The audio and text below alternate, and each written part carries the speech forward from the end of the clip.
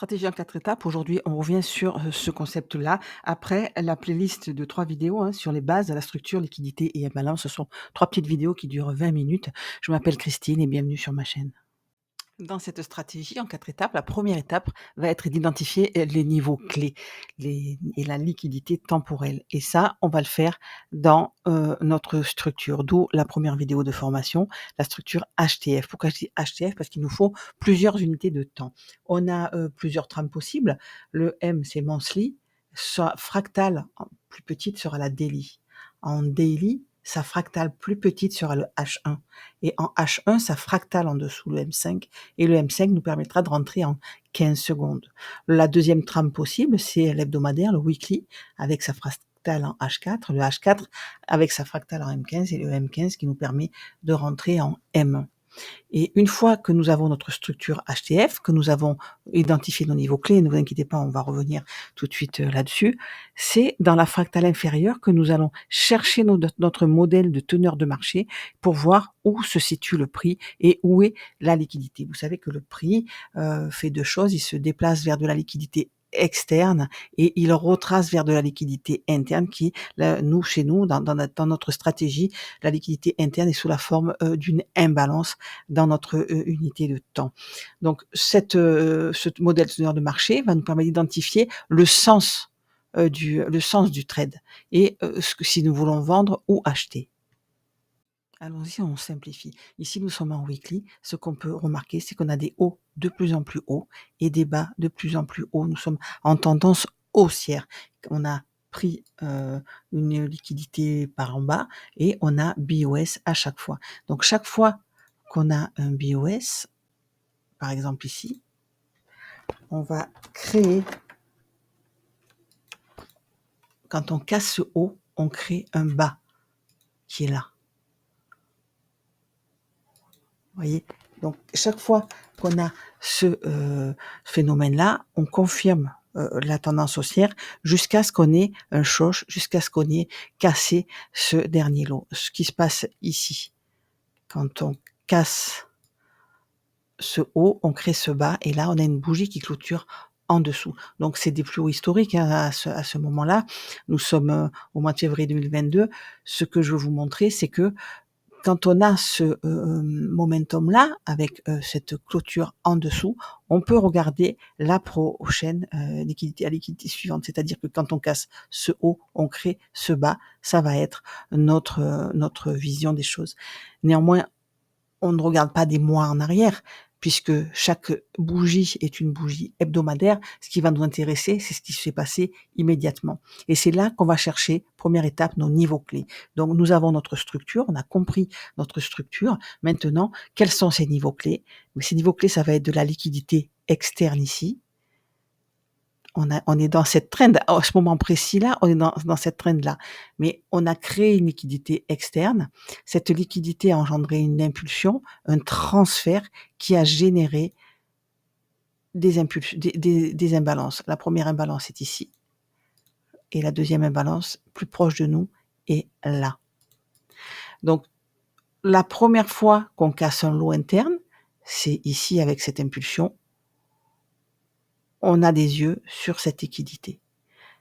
Et regardez, on a confirmé avec une deuxième impulsion. On a ici une imbalance d'inversion. Ce n'est pas le sujet de ce cours-là, mais on peut le voir ici. C'est-à-dire que cette imbalance a fonctionné une première fois, mais on n'a pas confirmé en BOS. Au contraire, on a clôturé sur le bas de cette imbalance, on l'a inversée. Donc, vous l'avez vu sur la vidéo des imbalances, quand on a ce phénomène-là avec une imbalance et engendre une deuxième imbalance, c'est quand même très fort pour dire voilà, cette fois, on a inversé le mouvement, on va être short. On va être short jusqu'où? C'est de la liquidité externe ici. On va chercher une liquidité interne dans cette trend-là.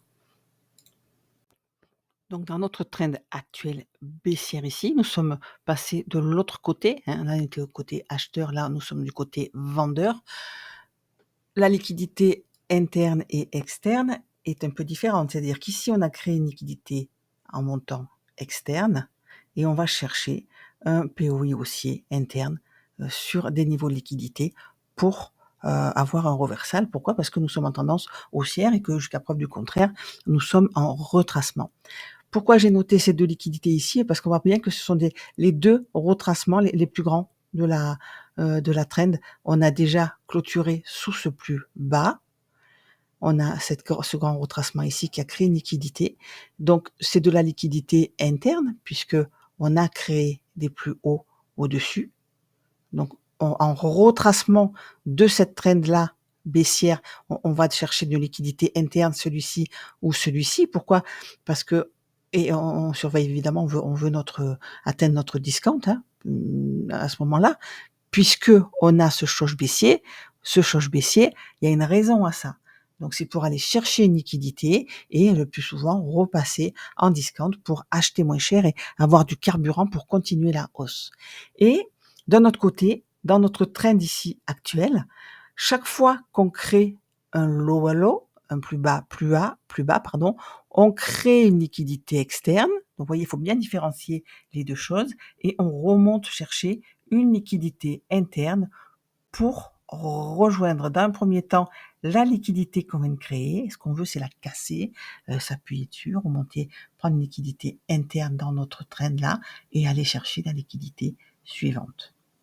Donc là, nous sommes toujours dans l'identification des niveaux clés. Après, ça se fera tout seul, mais je veux vraiment mettre l'accent au-dessus. On est en HTF dans nos niveaux clés. On est repassé côté vendeur. Donc nos niveaux clés, ça va être les imbalances et la liquidité interne qu'on vient de créer. Le top, c'est vraiment quand on revient comme ici dans une imbalance et qu'on va chercher une liquidité ici, qu'on vient prendre cette liquidité interne et qu'on repart vers la liquidité externe. À ce moment-là, quand on est remonté chercher cette liquidité, on avait, comme je vous l'ai dit, les yeux sur le bas, la liquidité externe de notre chute ici, que nous venions de créer. Donc avant de continuer les concepts, on passe en fractal, on va dérouler en H4, la fractale du weekly, pour bien comprendre que ce qui fait sens maintenant, c'est le sens, ce qu'on essaye de faire. On est vendeur jusqu'à notre équilibrium de notre trend weekly. Et regardez, ça, on peut se perdre, ça n'a plus rien à voir avec le weekly. On reconnaît ici les 2 imbalances weekly et ce que le prix a fait. La première fois qu'on clôture, qu'on choche en H4, c'est ici. Quand on a cassé ce haut à la hausse, on a créé ce bas. Et cette bougie d'impulsion casse à la baisse. À partir de là, qu'est-ce qu'on va faire? On va attendre des retracements pour le vendre. Jusqu'où? Jusqu'à notre liquidité qu'on vient de créer, déjà, dans un premier temps. Ça fait déjà des beaux trades, parce que ça, c'est du H4. Et quand on a une inversion ici en petite unité de temps, on sait qu'on va repasser en premium. Qu'est-ce qu'on veut? On veut remonter dans notre trend, retracer cette trend. On veut prendre une liquidité immédiate et réagir dans une imbalance. Quand on fait ces equal low ici, on la prend, c'est pas vraiment des equal low. Quand on a ce reversal ici, on a cette impulsion haussière, on ne vend pas. Pourquoi? Parce que on veut prendre une liquidité, donc par exemple celle-ci, et réagir dans une imbalance. Au lieu de ça, on prend cette liquidité, on a créé cette imbalance qui fonctionne.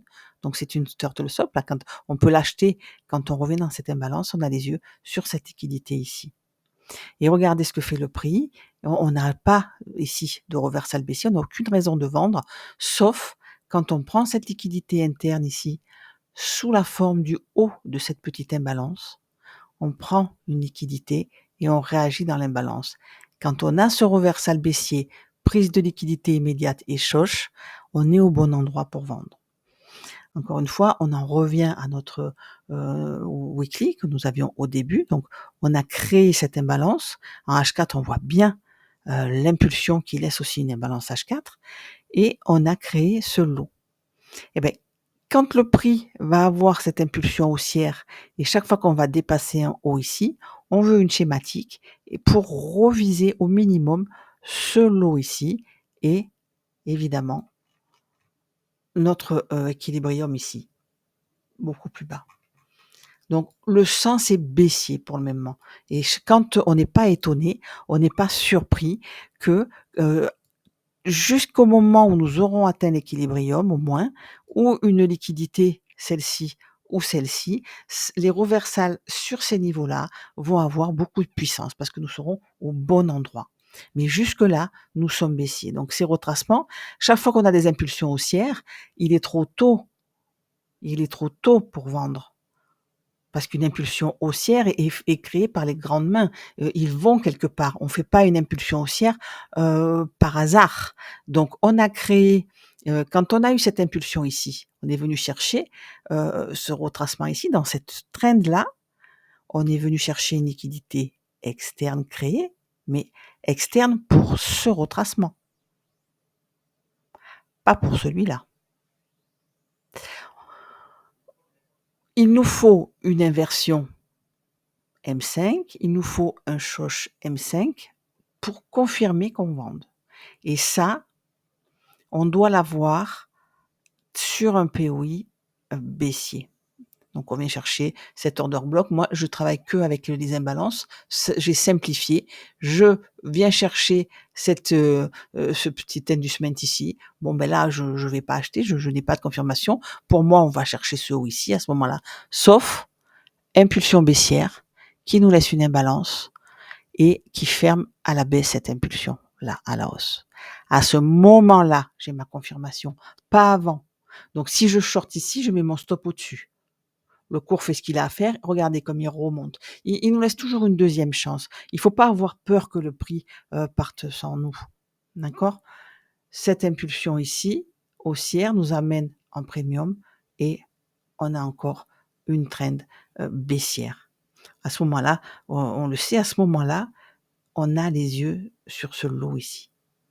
Et ça fait déjà, encore une fois, beaucoup d'amplitude. Donc là, nous avons déjà abordé ce qu'on recherche, manipulation par rapport au transfert. Ce n'est que le début, on va préciser. On a compris ce que c'était les niveaux clés. On reviendra plus tard sur la liquidité temporelle parce que ça, ce sont des niveaux particuliers que nous utilisons pour nos setups d'entrée. Mais pour l'instant, on voit c'est la manipulation par rapport au transfert. Ce sont ces impulsions qui nous disent, voilà, quand j'ai ici mon transfert haussier, je suis dans une trend haussière. Je manipule pas. Là, je sais que je suis haussière. Là, par contre, on avait des imbalances fermées aussitôt. On a créé un range. Là, c'est la manipulation. Et quand on voit que nos imbalances créées sont immédiatement fermées et qu'on en crée d'autres derrière, c'est de la manipulation. On n'est pas en tendance là. Donc là, quand on ne doit pas savoir tout le temps ce que fait le prix, mais on doit savoir quand on sait ce que fait le prix. Vous voyez la différence? Donc on ne rentre que quand on sait ce que fait le prix. Quand il manipule, c'est dangereux.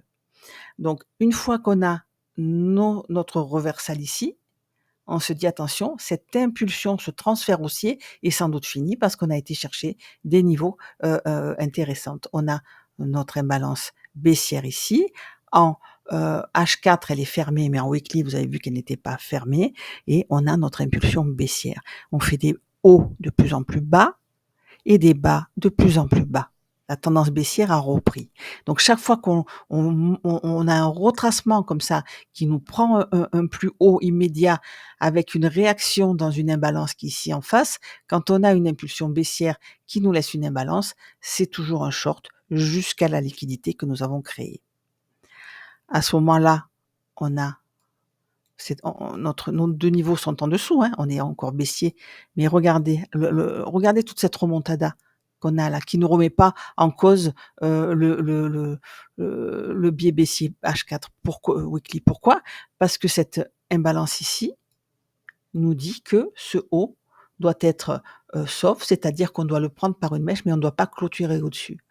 Quand on a pris ce bas immédiat, impulsion haussière, alors on a un choche, on a un breaker, on a une imbalance d'inversion, on a tout ce qu'on veut, et on crée d'autres imbalances. Là, on est en transfert, on ne manipule plus. Donc, on va tout simplement être acheteur jusqu'à preuve du contraire. Là, on repasse en premium. Et regardez ce que fait le prix, il ne clôture pas au-dessus. Il vient nous faire des equals. Equal, là, on peut avoir un doute. Mais quand on a ce transfert baissier ici, on n'a plus de doute. On est venu en premium, on est revenu chercher notre niveau et là, on nous dit, voilà, on a une imbalance d'inversion, on ne fait pas de plus haut et impulsion baissière, on fait des plus bas plus bas. À ce moment-là, on veut que chaque fois que le cours retrace, on veut prendre une liquidité immédiate et créer une imbalance. Et à ce moment-là, on a les yeux, encore une fois, en bas de la trend. La liquidité qu'on vient de créer, qui est pour nous à la baisse une liquidité externe, mais surtout ces niveaux qu'on a atteints en dessous. Ces niveaux-là.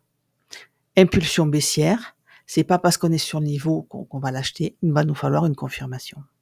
Retour en weekly pour voir que le cours a finalement atteint notre liquidité. Et c'est là qu'on peut chercher un échec d'inversion ou une inversion.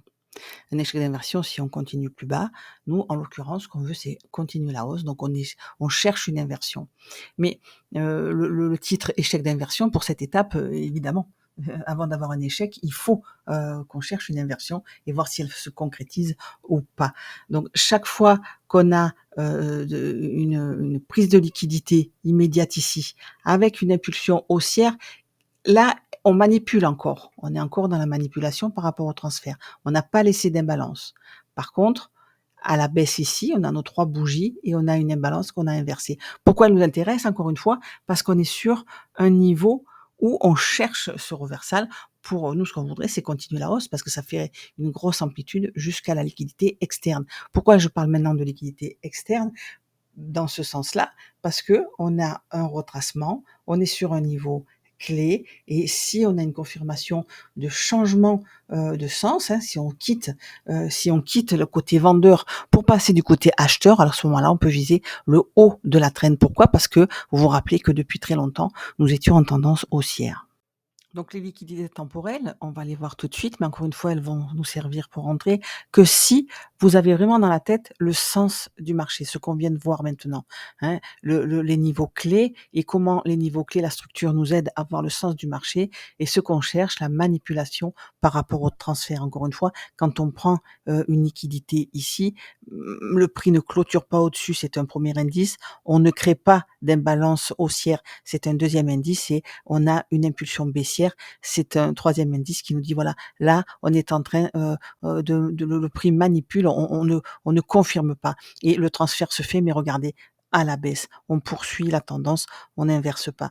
Donc échec d'inversion, inversion, manipulation versus par rapport au transfert, tout ça, c'est ce qui va nous aider à chercher des entrées, mais dans un premier temps, nous, on a nos niveaux clés qui va nous aider à définir la tendance. J'espère que je ne vous ai pas perdu à ce niveau-là.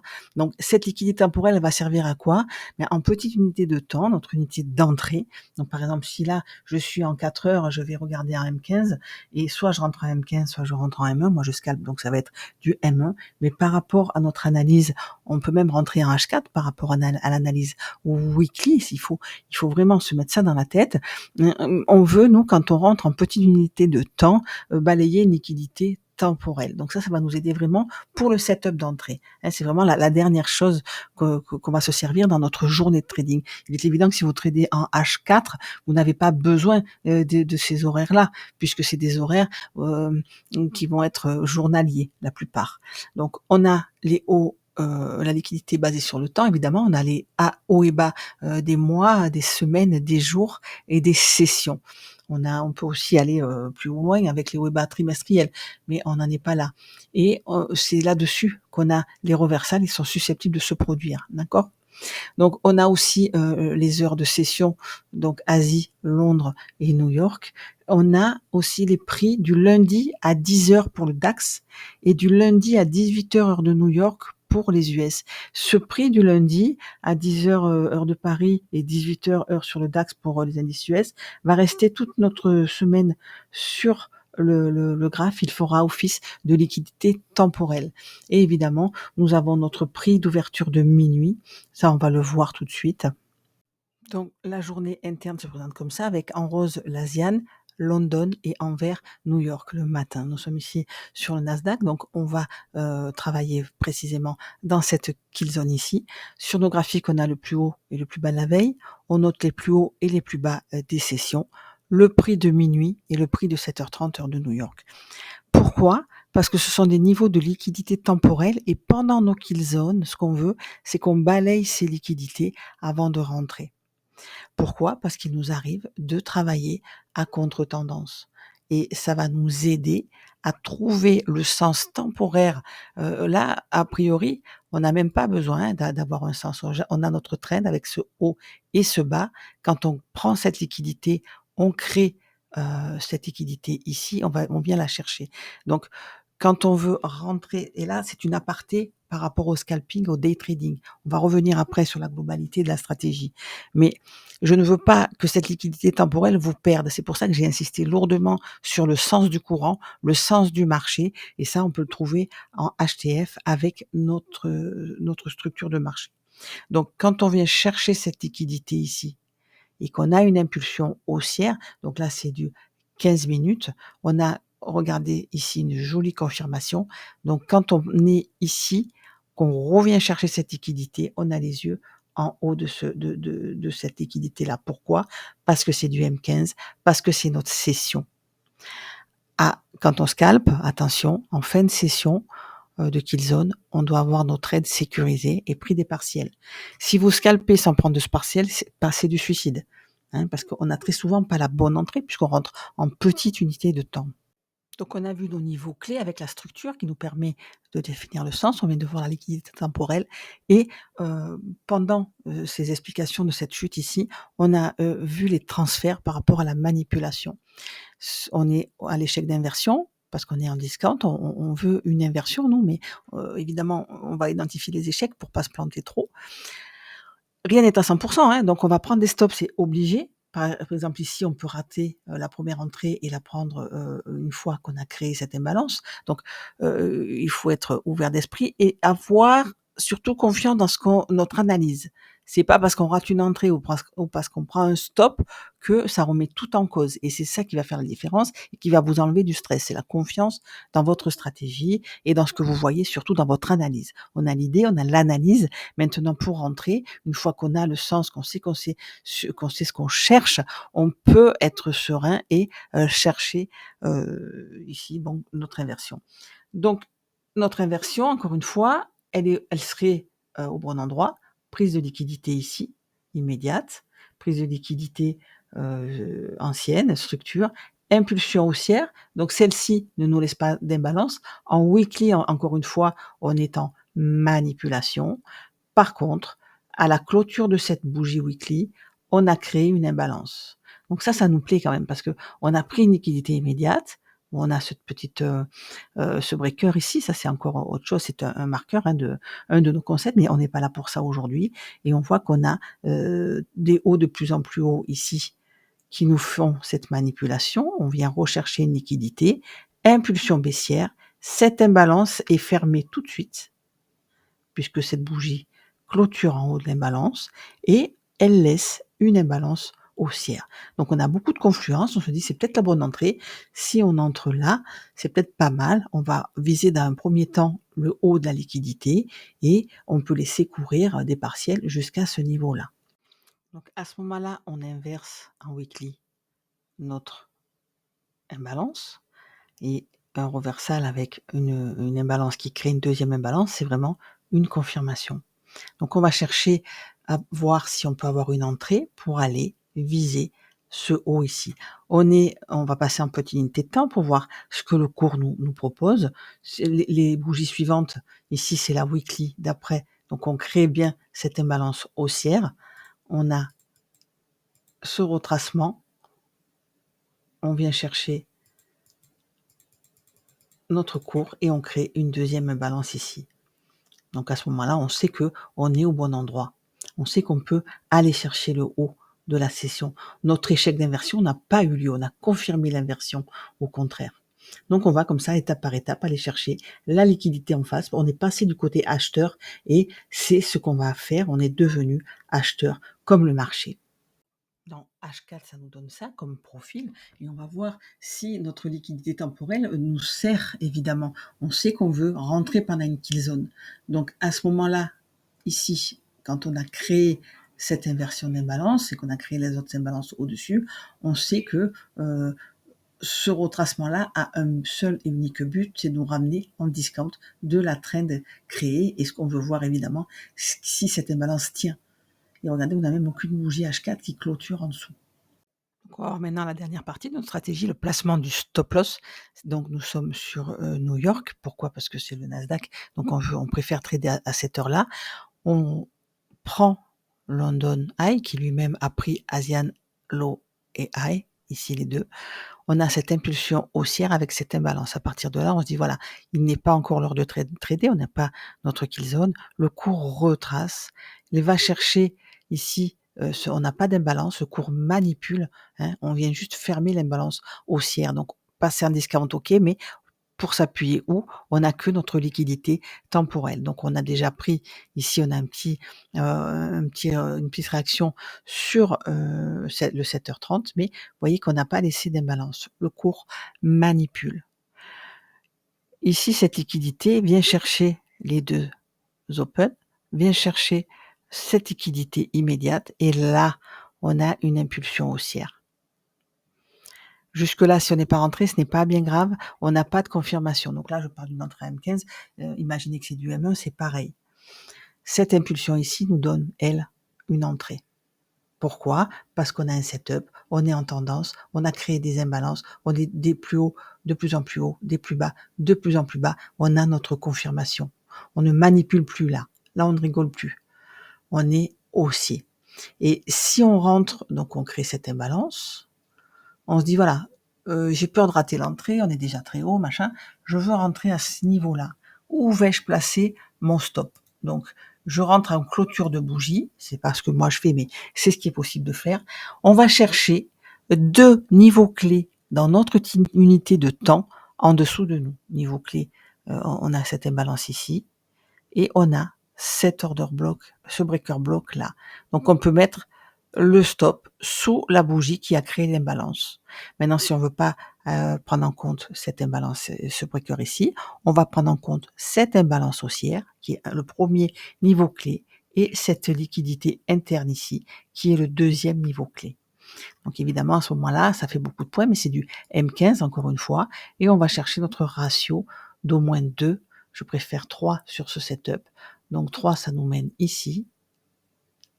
Voilà, et on peut voir que on vient chercher cette liquidité, on est un peu au-dessus cette liquidité. Donc la logique voudrait qu'on prenne des partiels à ce niveau-là. Ça fait quand même 213 points, ça fait des beaux partiels. À ce moment-là, on mettra ABE et on cherche à atteindre la liquidité au-dessus en plus grande unité de temps. C'est quoi le plus grand? C'est le H4. Donc le H4, excusez-moi, on a notre premier TP ici sur cette liquidité, on prend des partiels et on a cette imbalance et cette liquidité au-dessus, donc l'autre partiel va être sur cette liquidité-là. Donc voilà comment je calcule mes stops, 2 niveaux clés en dessous de mon point d'entrée. Donc là, on a encore une fois, on s'est servi d'une imbalance et de la liquidité que nous venions de créer en dessous.